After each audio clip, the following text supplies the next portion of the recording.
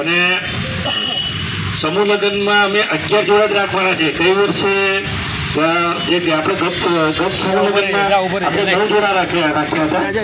આ વર્ષે 11 જોડા રાખવાના છીએ. તો જે કોઈ સમૂહ લગ્નમાં જોડાવા માંગતા હોય કર્મચારી અને કર્મચારીઓના બાળકો, કર્મચારી અથવા કર્મચારીના બાળકો જ આ સમૂહ લગ્નમાં ભાગ લઈ શકશે.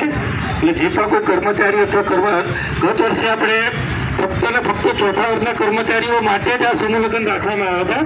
અને આ વર્ષે આપણા તમામ કર્મચારીઓ માટે સમૂહ લગ્ન રાખવામાં આવે છે. એનું કારણ એક એવું હતું કે આપણા મોટાભાગના જે કર્મચારીઓથી ચોથા વર્ગમાં જે કામ કરતા હતા એ મોટાભાગના એ લોકો પ્રમોશન લઈને એસઆઈ ને એસએસઆઈ બધા બની ગયા છે, ક્લાર્ક બની ગયા છે. એટલે આ વર્ષે આપણે તમામ કર્મચારીઓ માટે આ સમૂહ લગ્ન રાખવામાં આવ્યા છે.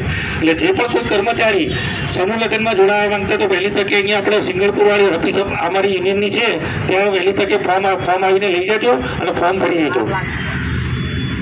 બસ હવે અમારા પાલજીભાઈ બીજું કોઈ વધારવાનું કહેશે. આજના કાર્યક્રમના પ્રમુખ સ્થાને ડૉક્ટર સાહેબ